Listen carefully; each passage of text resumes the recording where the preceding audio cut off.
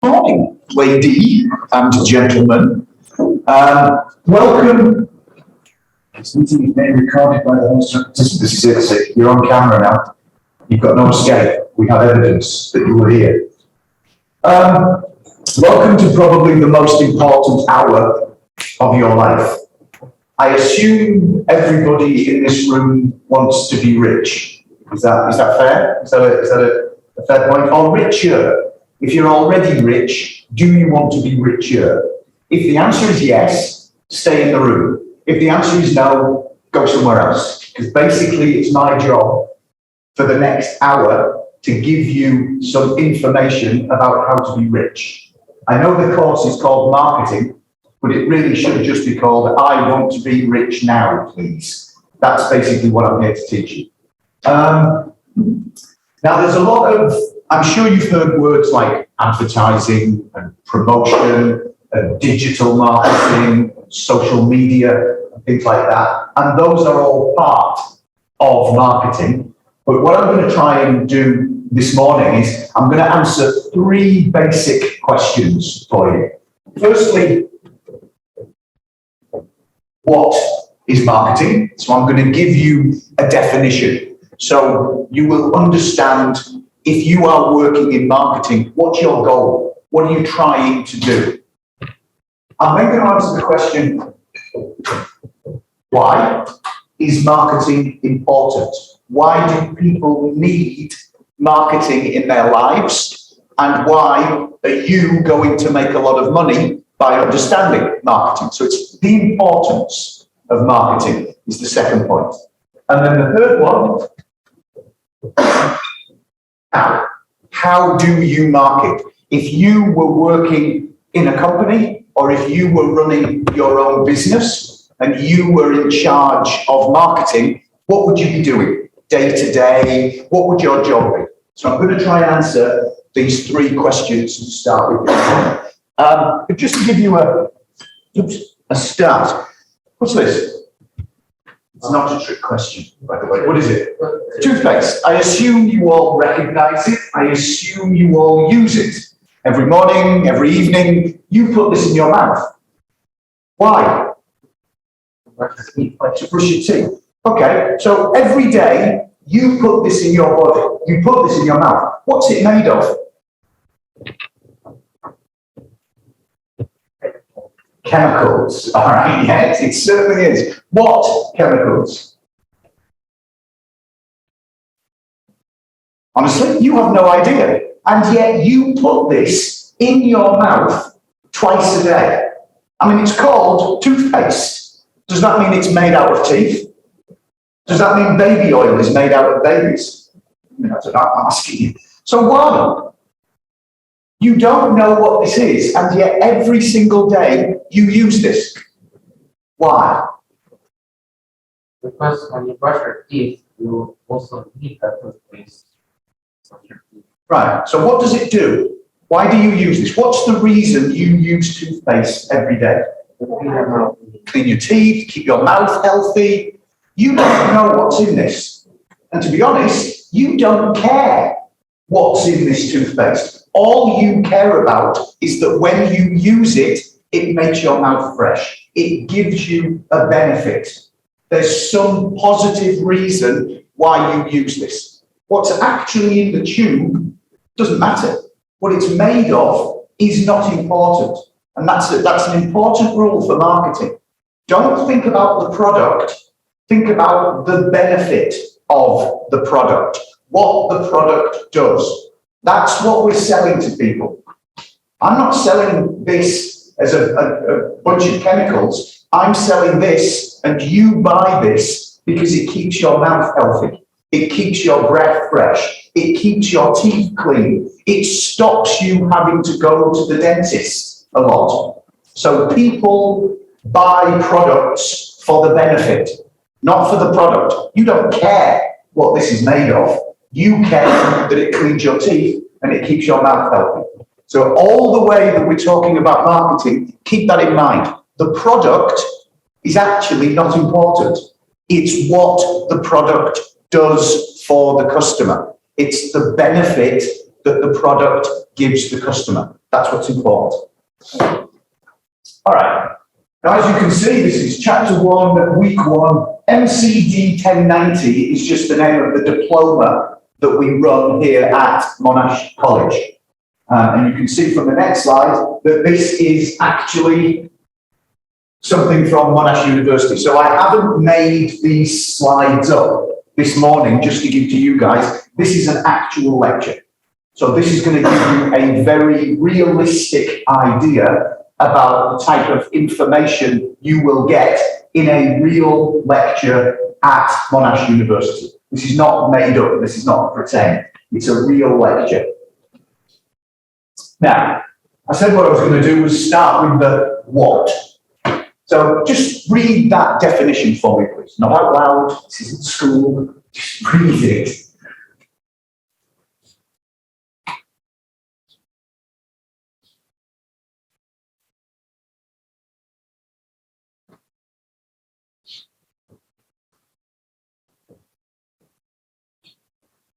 Okay, if you had to choose one word, just one word from that whole definition, which do you think is the most important word relating to marketing from that? Delivery. Delivering is very part of it, definitely. We need to get the information to the customer. So yes, delivering is important, but not the most important. Any other guesses? Appealing to the customer's needs. Customers' needs, again, very important. Certainly we must do that. But still, one word that's slightly more important than the others. We have an extrovert in the class, by the way, ladies and gentlemen. The rest of you are all introverts, obviously. Anybody else? Just take a guess. Again, offering is important, but I'll give you the most important word, the what. Value. Value is the goal of marketing. So if anybody ever asks you, what's marketing? What are we trying to do when we are using marketing? The idea is we're trying to create value. Now there's two sides to this. Value for who? Who's us? Customers, okay, so we can think of it as one side. We're trying to create value for customers, because if we can give our customers value, they will buy our product more, and they will buy more frequently, and they'll spend more money with us. So definitely we need to create value for customers. But who else needs value? What did I say at the beginning? You want to be rich, yeah? So who needs value? Their product. Of course, the product. I'm gonna make sure that my customers have value, but who else needs value? There's someone needs Your company. You're the one. You need to make money out of this. You're not a charity. Let's be honest, you're not even very nice. You're horrible, greedy, selfish, and you want to be rich. So you need to make money out of this as well. So there's two sides to this. We're going to talk about value for the customer, because we have to keep our customers happy. That's how we have a successful business. But we're also going to talk about value for the company. How do we make money? How do we turn that happiness into cash, into profit? Because that's what we're running our business for. But we're going to start with talking about customers. So if you are a customer, where do you think value comes from? How do you experience or feel value? I'm going to start with the customer side first.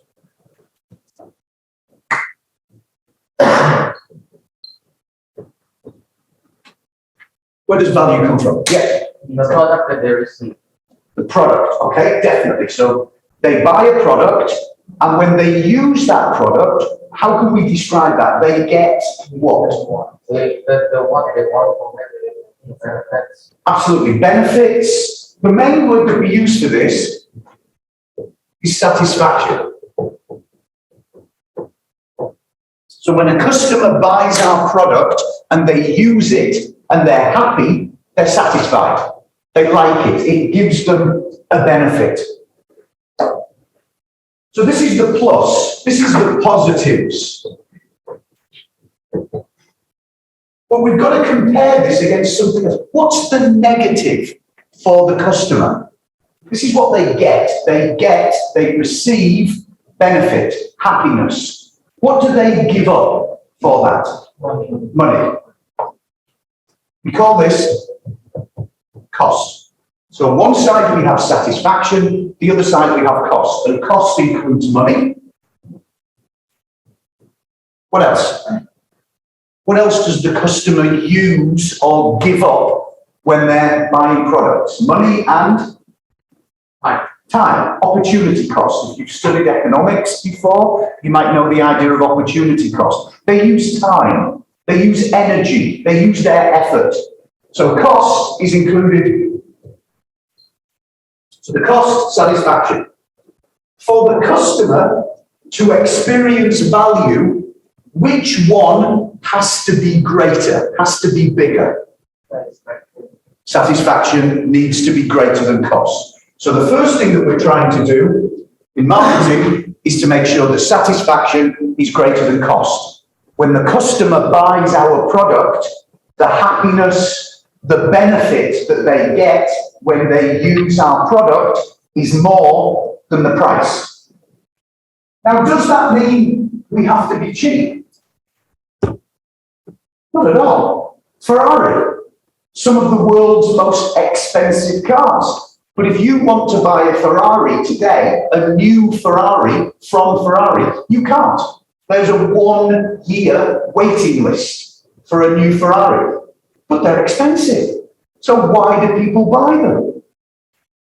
Because the satisfaction, the happiness of owning a Ferrari for those people is greater than the cost. So you don't have to be the cheapest product.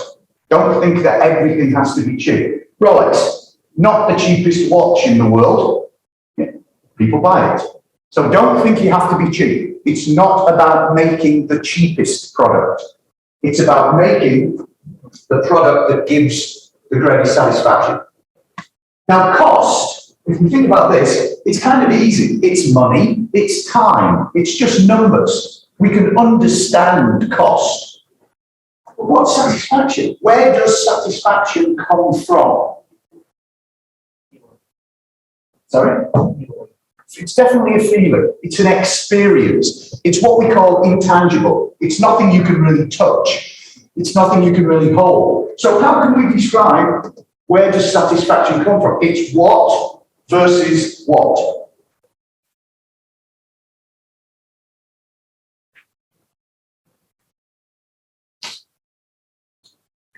Before you buy a product, how would you describe your feelings towards it? You have what about the product?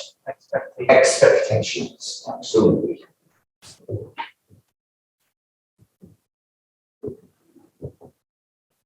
So before you buy a product, you have expectations. It's what you would like the product to do. It's what you hope the product would do. Where do your expectations come from? Well, this is before you buy it. So it might be past experience. Maybe you've used the product before, so you know what it's like. But where else do expectations come from? What builds up your expectations about a product? Ads, advertising, absolutely. So our expectations are what we call pre-purchase. We have expectations before we buy the product, and that can come from advertising. If you see an advert for a product, it makes you think, wow, that looks good, I want to buy it. It could come from past experience. You've used the product before. It could also come from family and friends. You learn about products from other people.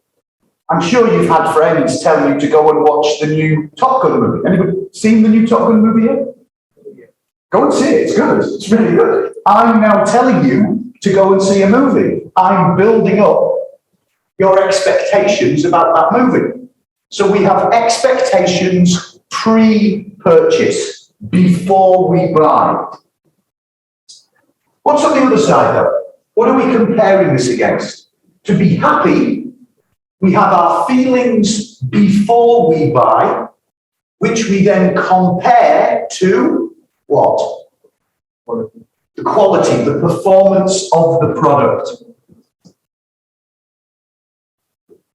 So we have performance, and we call performance post-purchase, meaning performance after we buy it. After we bought the product, we've used it. We know if it's any good. We have experience. So, again, which one do you think needs to be greater? Performance or expectations? Performance? Expectation. You think expectations? So, I really, really think this product's going to be good. Then I buy it, and it's shit. What am I going to do? Am I going to buy it again? You're not. So we want performance to be greater than expectations. We want the customer to buy our product and go, wow, this is great. This is amazing. I'm going to buy it again. So satisfaction comes from performance greater than expectations. The product performs its job well. Where's that toothpaste gone? Oh, where's the toothpaste? Oh, yeah. This stuff cleans your teeth better than you expected. That's the performance. So performance greater than expectations creates satisfaction. Satisfaction greater than cost creates value for customers. So our first and most important goal in marketing is to create value for our customers, to make them happy with our product. That's number one. But then, as I said, it's not just about customers. We need to make money from this. So now what we need to think about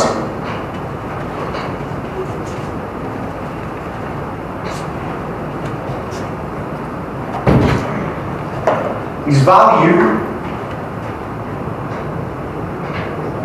for the company. Let's assume that we've got happy customers. Our customers like our product.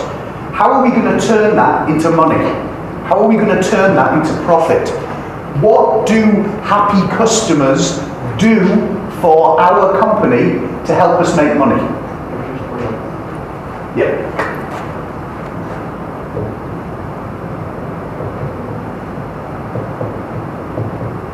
Repeat purchase. If you like a product, you won't just buy it once, you'll buy it again. You will repeat purchase. That's good, because repeat purchase means more money for our business, more profit for our company, getting the customer to buy it again.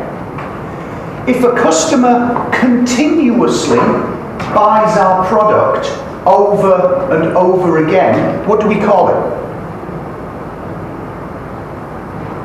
So if you keep choosing the same product over and over again, what's it called in marketing?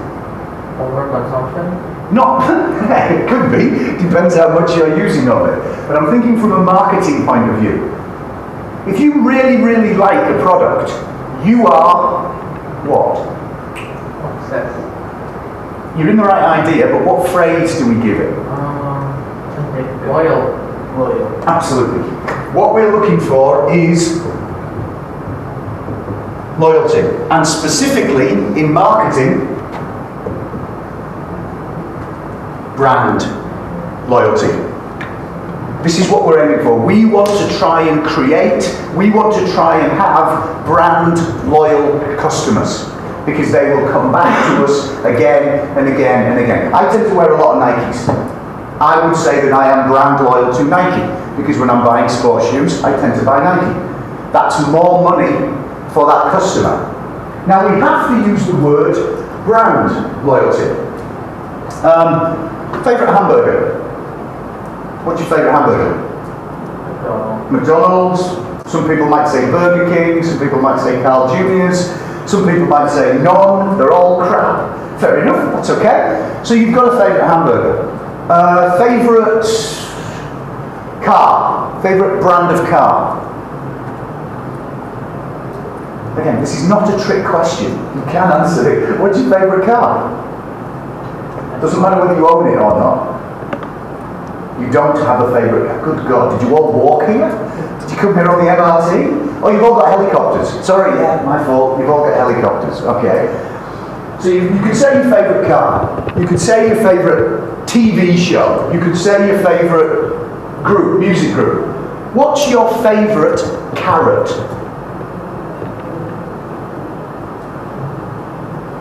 What's your favourite carrot? Orange. Carrots, yeah? Orange, vegetables, chopped up, put them in Indomie, things like that. You don't have a favourite carrot. Do you know why? Because they're not branded.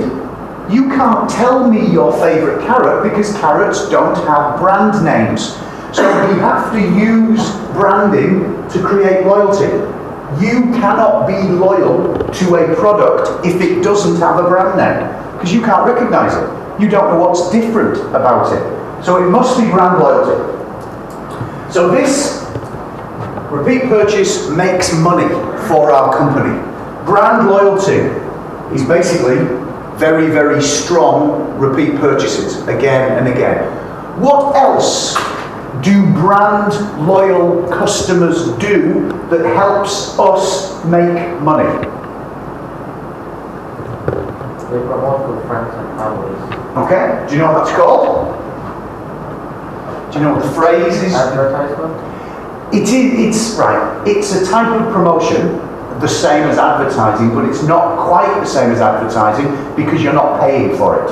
You're not giving these people money to talk about it. It's called word of mouth. WOM. How does that make your business money? It saves you money. Saves you money. You're not paying for advertising. Also, actually, this is more powerful than advertising. Who are you speaking to? Generally, when you tell people about products and movies that you've seen, who are you talking to? People you know. People you know. You don't stop a stranger in the middle of the street and go, oh, I've just had a Big Mac, and then leave. You talk to friends and family, and so they believe you. This isn't a salesperson. If a salesperson tells you a Big Mac is the best food in the world, what do you think, honestly? They're full of shit. It's a salesperson. They're trying to sell you the product. You don't believe them, or you don't believe them as much. When your friends and your family tell you that a product is good, you believe it. Word of mouth is more powerful than advertising. Because when your friends and your family tell you something, it's people you trust. It's people you believe. They're not trying to sell you a product to make money. You know that. So this is actually very powerful advertising, it's very powerful promotion, and it costs you nothing. You don't pay for this. Any other benefits that you can think of brand loyal customers? What else do these people do that helps our company make more money? Yeah, if they keep on purchasing your product, you gain more revenues. That's that bit. So yeah, you're right, but we've got that one already. Reputation? It can do, as long as the word of mouth is positive. If somebody buys your product and they hate it, they're going to tell other people how crap it is. So reputation comes from positive word of mouth. Let me give you another one. Less price sensitive. What does that mean? Less price sensitive. Your consumers value your product more than what they're paying for. So basically, they perceive anything. Yeah. Almost, not quite anything, but it means what though? For your company, what does that mean? If your customers are less price sensitive, what does that mean for you and your business? What can you do? It means that you can change the prices. And basically, you can be more expensive. Less price sensitive means your customers are not sensitive about price, which means if you are more expensive than your competition, your customers will still buy your product. Now, hang on a minute. Anybody, you've all studied economics, yeah? Most of you studied economics, yeah? What's the law of demand? What does the law of demand say? Price goes up. The demand goes down. Demand goes down. Hang on a minute. I've just said you can put your price up and people will still buy your product. So one of the most basic laws and rules in economics says if price goes up, people buy less. If it's more expensive, people buy less. I've just said to you, that's bullshit. This is the real world. If you have loyal customers, if you have people that are happy with your product, you can be more expensive and people still buy your product. As I said at the beginning, you do not have to be the cheapest. If you've got a good quality product that people enjoy using, you can be more expensive, you can charge more money, and your customers will still buy your product because you're giving them value, you're giving them satisfaction. So you can charge more to loyal customers and they'll still buy it. So we've got repeat purchase, helps us make money. We've got word of mouth, helps us make money because it's free advertising for us. We can be more expensive, which means we can charge more for our product and they will still buy it. More money. One more.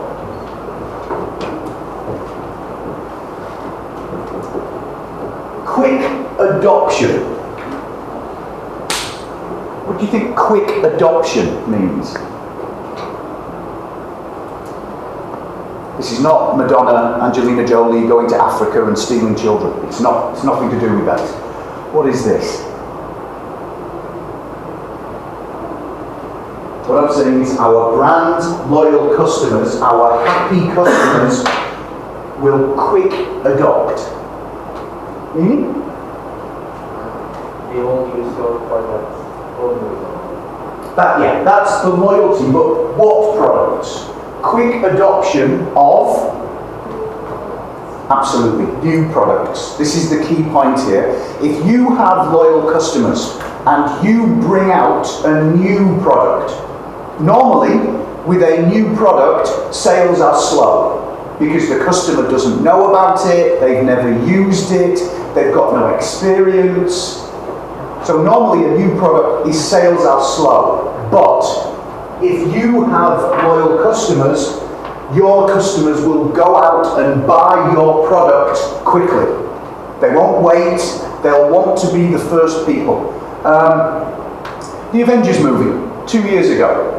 Before the movie was in cinemas in Indonesia, virtually every ticket was sold out for about a week. You couldn't get a ticket to go and see that movie. Everybody booked early, online.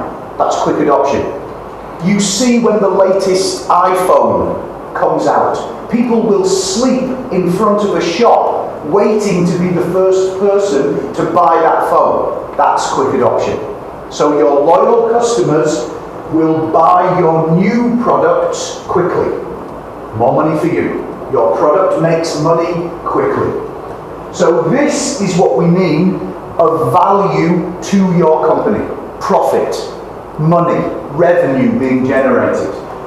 So the what, if somebody asks you what is marketing? Marketing is creating value.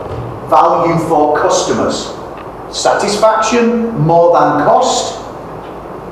Performance more than expectations. That leads to repeat purchase. Repeat purchase hopefully leads to loyalty. We get word of mouth, we get less price sensitive, we get quick adoption. Value for your company, profit for your business. That's the goal of marketing. That is a definition of what is marketing. It's just taken me 20 minutes to explain it to you. So that's the basic idea. That's our goal when we learn marketing.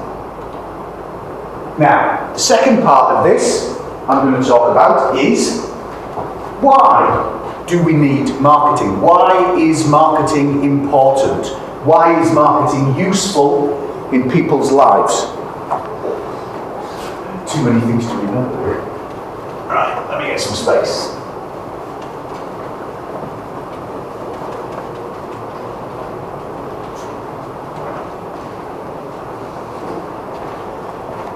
These are called the core marketing concepts. They're the basic reasons why marketing is important in people's lives, and why if you work in marketing, you will never be out of a job.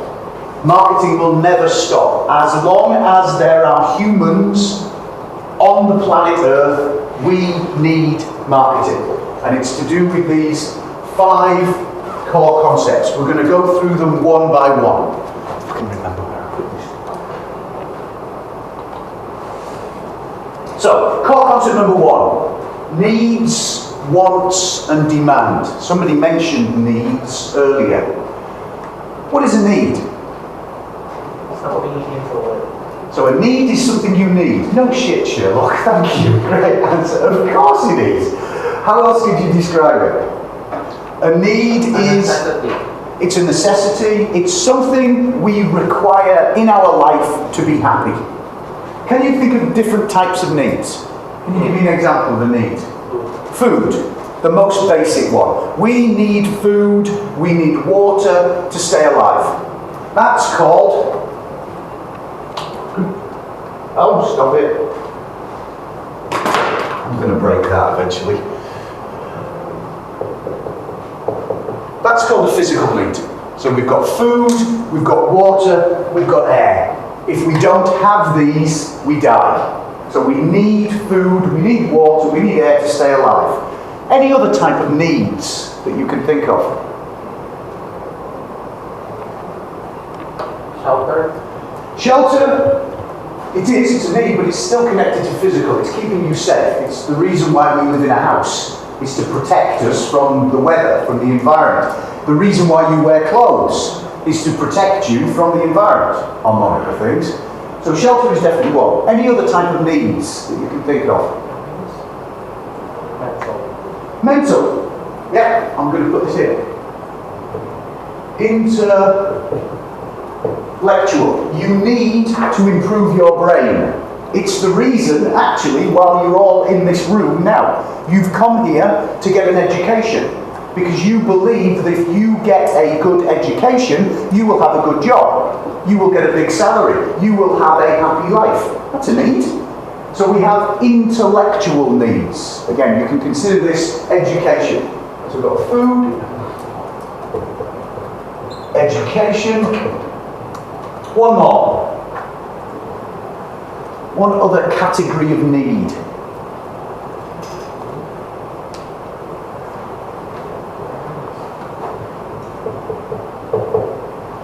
Social. Meaning? Friends and family. Absolutely. You all probably have a handphone. Some of you have probably got 2. Some of you have probably got 4. Why? To communicate with your friends and family. Why are these products so important to us? Because we all have social needs. This is friends, family. Humans are social animals. We like to be around other humans. We live in families. We study in classes together. We like having other humans around us. This is a social need. So humans have needs. All humans. Does it matter if you're male, female, Asian, European, old, or young? Do you still need food? Yes, of course you do. Every human in the world needs food. Everybody needs friends and family. Everybody needs education. So we can call these needs generic. Generic means everybody has the same.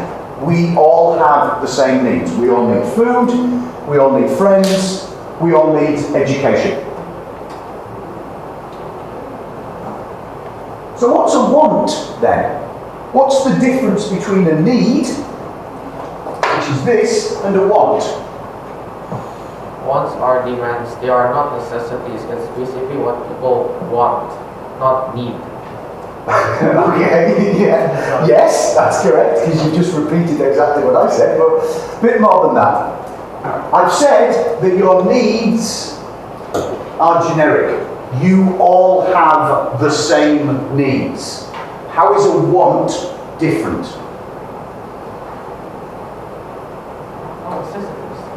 Well, okay, we all need clothes. We all wear clothes. I'm looking around the room. Why aren't you all wearing the same clothes then? We all need clothes. Why aren't you all wearing the same clothes? Because of tastes, choice. Wants are our choices. So a want is different to a need because a want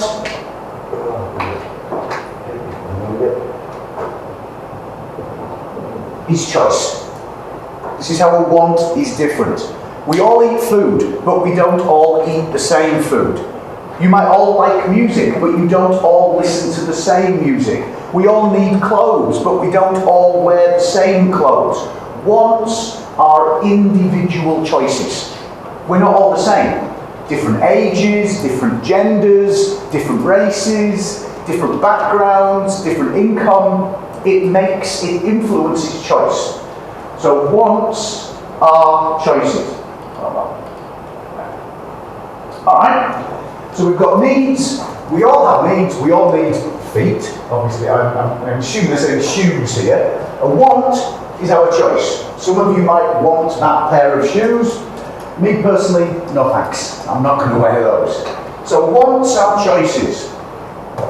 So what's demand then?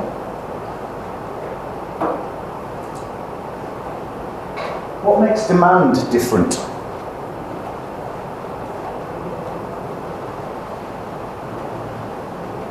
Because demand is what we're looking for. Demand is what we want. In a business, we want people to demand our product. We want people to have demand for our product. So what's demand?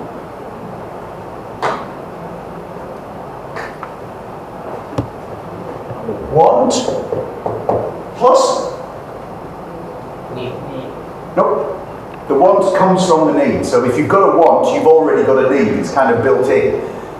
It's want plus, look at the picture. Money. Demand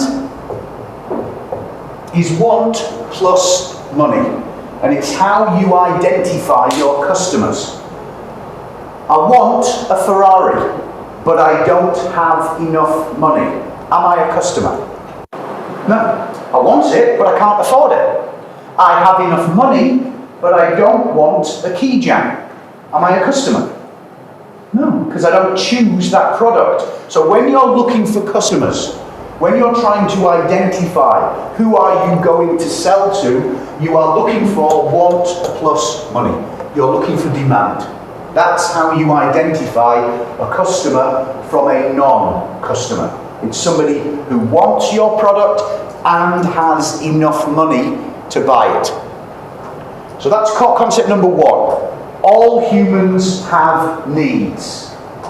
But that doesn't mean that we all need the same product. We buy different food, we buy different clothes, we like different music. It's tastes, it's choices. But to be a customer, we're looking for demand. In our business, when we use marketing, we're looking for demand. So that's core concept number one. We've just done that. Core concept number two. A market offering is a product. So just the word market offering means product. It's something that people will buy to satisfy a need or a want. And there's examples here. Goods, services, person, places, organization, information. These are the two most popular, goods and services. What's the difference between a good and a service?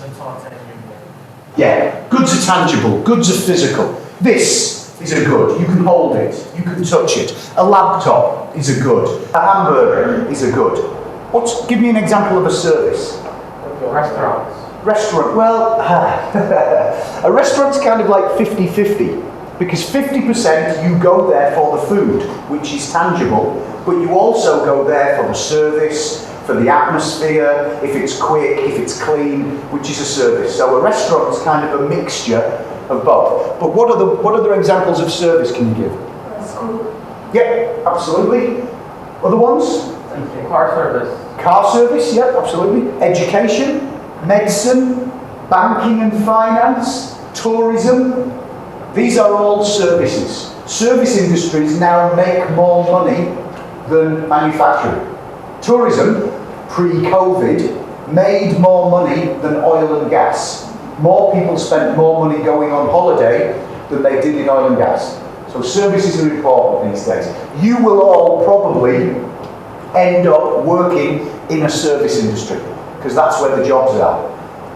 Machines make products now. Humans don't make products anymore, but we service. So you'll probably all end up working in a service. So we have market offering. So where's the connection between a product and needs, wants and demand? Where's the link between those two ideas? Customers do what?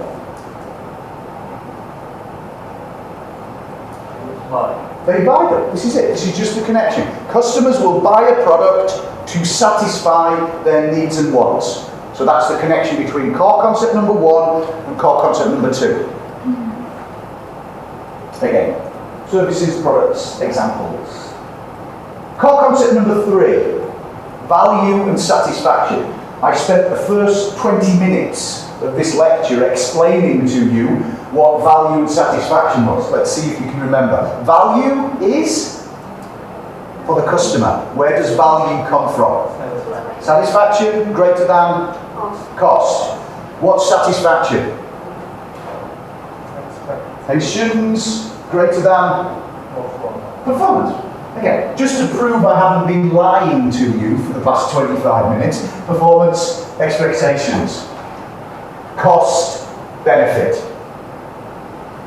So you understand the idea of value and satisfaction. Where's the connection? We've got needs and wants. We're humans. We have needs, we have wants that require satisfaction. We buy products to satisfy those needs and wants. Where's the connection with value and satisfaction?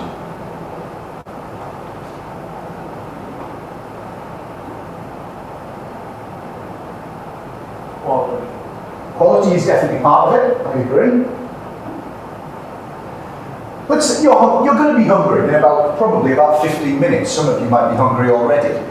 When you go outside and you're looking for something to eat, how many choices do you have of food? If you go to Grand Indonesia, how many restaurants are in Grand Indonesia? Hundreds. How do you choose?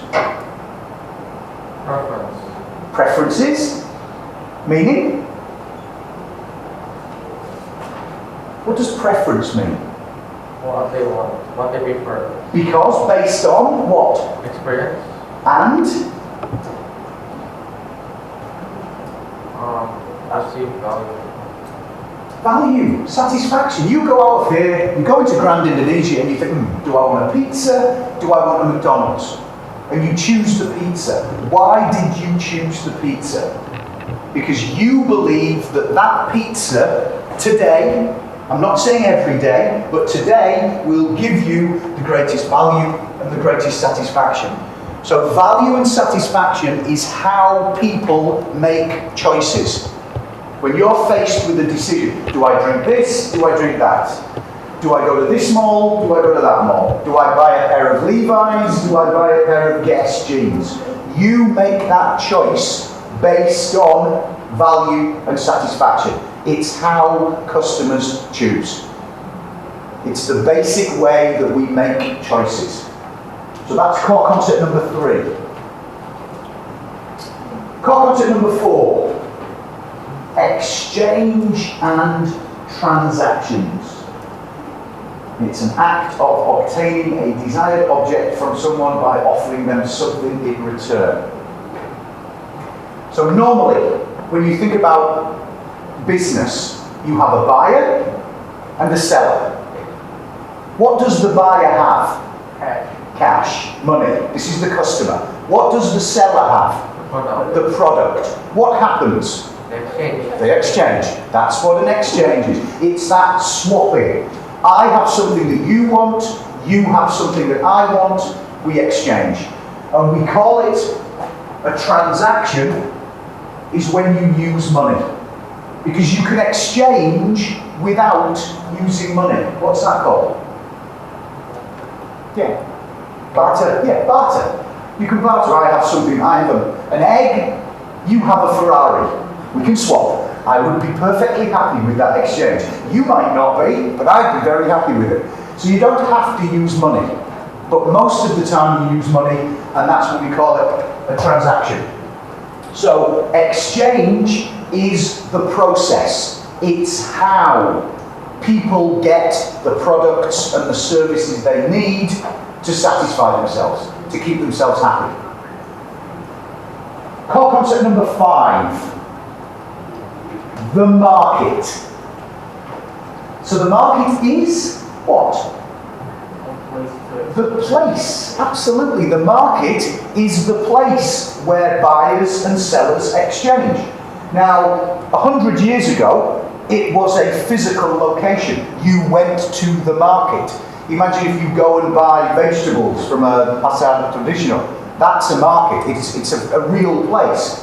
But nowadays, what? Because of technology, what type of market do we operate now? Online, virtual, digital markets. You don't have to be in the same place as the buyer or the seller. You can purchase online. So because of technology, the market has become virtual. You don't have to go to a shop if you want to buy something. You still can, but you don't have to. So we've got a market.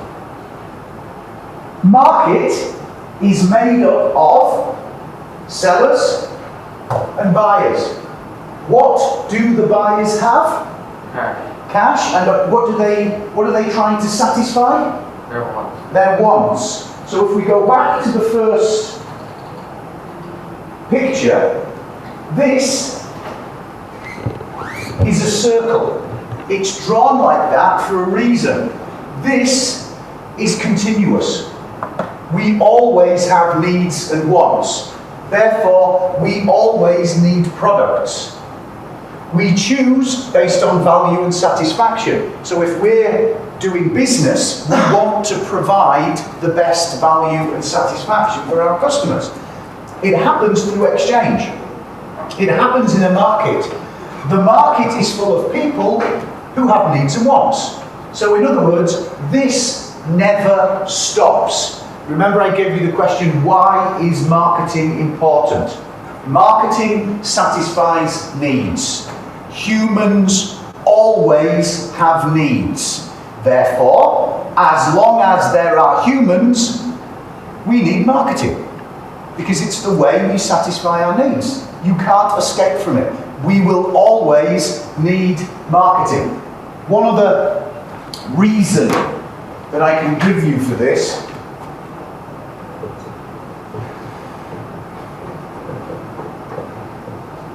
again, those of you that have studied economics, what's the economic problem? Scarcity. Yes, it is. And what is scarcity? Unlimited wants, not limited. Absolutely. Scarcity is the economic problem. And scarcity is unlimited wants. So what have I just said? Marketing will always be needed because we have unlimited wants. You eat something for lunch, 4 hours later, you're going to be hungry again. You buy a new pair of jeans today, you'll want a new t-shirt tomorrow. You go and watch a movie today, you'll want to do something different tomorrow. Humans are never satisfied. It's quite depressing, really. Unless you shave your head and you wear something orange and you go and live in a cave in Thailand and you practice Buddhism, that's pretty much a chilled human. The rest of us, non-Buddhists, are never happy. It's quite depressing. We're never satisfied. We always want something else. We will always want more products. Marketing is the way we get products. So we will always need marketing. That's why I said at the beginning, why is marketing important? Why do we need marketing? We need marketing because humans will always have needs. And the way that humans satisfy needs is through marketing. We're buying products. So marketing will always be necessary. Okay, last part. How do we market? I've given you the theory, the idea, the principles behind marketing. What I'm now going to do very briefly is describe how you would market. If you were working in a marketing department, how to market on a day-to-day basis, the reality of marketing. The steps or also the place? No, we're going to go through it. This is the marketing process. So this is a process. If you were working in a marketing department, you would be responsible for something in this process. Your job responsibility would be part of this. So basically, how we do it is that first we will try to find a market or product that we're going to sell.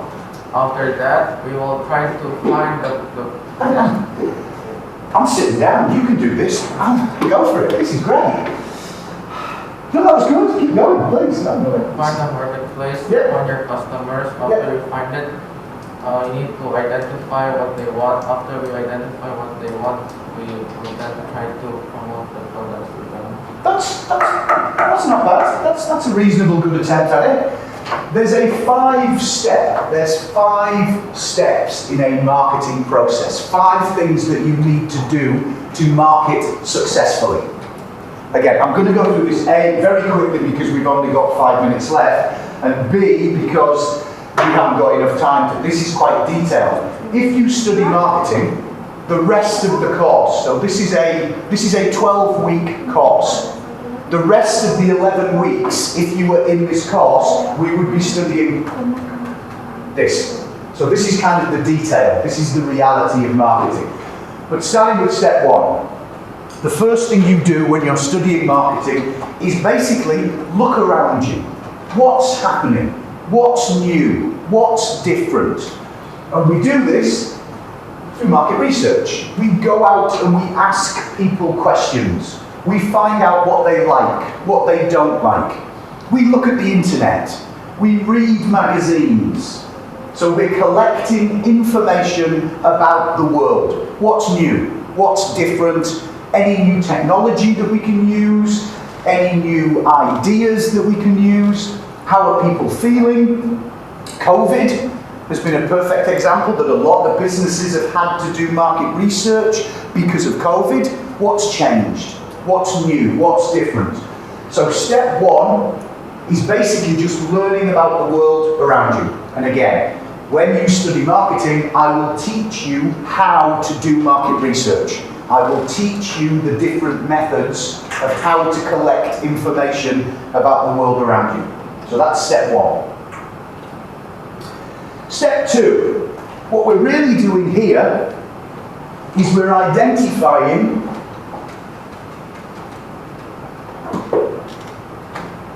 who is our customer and what do they want. Coca-Cola, probably the world's most well-known brand name, most popular, most well-known drink. Does everybody drink Coca-Cola? No. Who doesn't or who shouldn't drink Coca-Cola? Babies and old people. Babies and old people. So kind of take away the young ones, take away the old ones, and everybody in the middle's okay, basically. Does everybody want to drink the same Coca-Cola though? No. So what have we got? Fanta. Well, you've got Fanta as a different product, but you've also got Diet Coke, you've got Coke Zero, you've got Original Coke. What else? What else are the different varieties of Coke? Do we all drink the same amount of Coke? No. So how is it sold? The The size. Cans, bottles, different sizes for different customers. Think about Pizza Hut. Different sizes of pizzas for different types of customers. So this is what you're doing in step 2. You're learning about your customers. What do they want? What size do they want? What shape do they want? What taste do they want? This is step 2 of marketing. You're focusing specifically on who is buying my product and what do they want. Because our customers are not all the same. The easy one for this is Aqua. Yes, we all drink water, but they make cups, they make bottles, they make gallons. Different sizes for different types of customers. So that's what we do in step 2. So what customers do we serve and how can we serve them our best? What do they want? Step 3. Now we introduce what's called your company's marketing mix. And traditionally, or just to make it easy to remember, it's called the 4 P's. This is the 4 P's of marketing. Product, price, promotion, and place. And so after you have found out what your customers want, then you develop the product. Don't develop the product first, because you don't know if they're going to like it or not. So talk to your customers, find out what they want, and then develop your product, your price, your place, and your promotion. The 4 basic P's of marketing. This is your strategy. This is what your company controls and develops. And it fits into the marketing mix. Product, promotion, place, and price are the traditional 4 P's. But if you work in a service industry, so education, medicine, banking, you will need 3 extra. People, process, physical evidence. So for a service, there are 7 P's. For a good, a hamburger, a laptop, a car, there are 4. So you've got a bigger marketing strategy for services because they're more difficult to promote. And again, when you study marketing, I'll explain all of this in a lot more detail to you. So step number 3 is develop your strategy, your marketing mix. Step number 4 was what we talked about right at the beginning. Value to the customer. Satisfaction greater than cost. Performance greater than expectations. Deliver that. So make your customers happy is step number 4. And step number 5, get the value from the customers. Remember, repeat sales, brand loyalty, word of mouth, less price sensitive, quick adoption, all of those ways that you make money from the customer. That's what it means, capturing value from the customer, generating profit, generating revenue from your customers. That's step 5. And that is your basic marketing program. Now this slide obviously has a little bit more detail about what happens at each step. And again, when you study marketing, you will have to learn this process. You will have to learn what's happening in detail at each part of it so you can make sure you're delivering value. But that kind of answers the how do we market. We market in those 5 steps. And again, if you were working in a marketing department or you were in charge of marketing, this is what you'd be doing day to day. This would be your job, your responsibilities. It might be market research, it might be product management, it might be promotion, it might be delivering the product, but it's all part of this process. Perfect timing, as always, even though I'm saying it myself. That's a lot of information that I've just thrown at you. Any questions? You probably can't remember 90% of it, that's all right. Any questions? Anything that's confusing? Anything more you'd like to know just from today? Or anything about university that you're worried or you're not quite sure about? It's good. Believe me, university is good because you will be treated like adults. There's no uniform, there's no bells ringing, you don't have to be in one room at a certain time. When you finish the class, you can go home, you don't have to stay here all the time. We will treat you like adults. We will treat you like grown-ups. But you need to also act like adults as well. And so when you have an assignment, you need to make sure you do it on time. But there's a lot more freedom. There's a lot more responsibility on you guys at university. This is the point. This is what you've got to get ready for. School's over. School's done. School's finished. You might have enjoyed school, that's great. But you've gone past school now. Again, no more uniforms, no more bells, less rules, but you get treated more like an adult, but you need to act like an adult. If you're happy with that, if you like that idea, then you'll enjoy university. If you still want to have somebody holding your hand everywhere you go, then I'm not sure what you can do basically. Go back to take art, because that's what you need to do. So university, you'll be treated a lot more like adults. Alright, thank you for listening to me. As I said, that was a lot of information for an hour, but hopefully now you've got a bit more of an idea about how you study and what you study in marketing. The good news or the bad news for you is you can't do a business degree without studying marketing. So even if you just sat here for the last hour and gone, oh God, this is painful, I hate this. Tough shit, you've still got to pass this course. You can't get a business degree without studying marketing, at least in your first year. Then if it's something that you enjoy, you can specialise in it in later years. If it's something you hate, you never have to listen to me again. So I suppose that's good or bad news, depending how you feel. We done? Done. Alright, thank you guys for listening. Hopefully I will get to see you all in a classroom sometime. It's nice to be back in a classroom actually. This is the first time I have taught a group of students in 2 years. I've been staring at a TV screen for the past 2 years and doing everything on Zoom and Teams. It's a lot nicer to be back in a classroom, it really is. So, thank you for listening. Hope to see you in the future.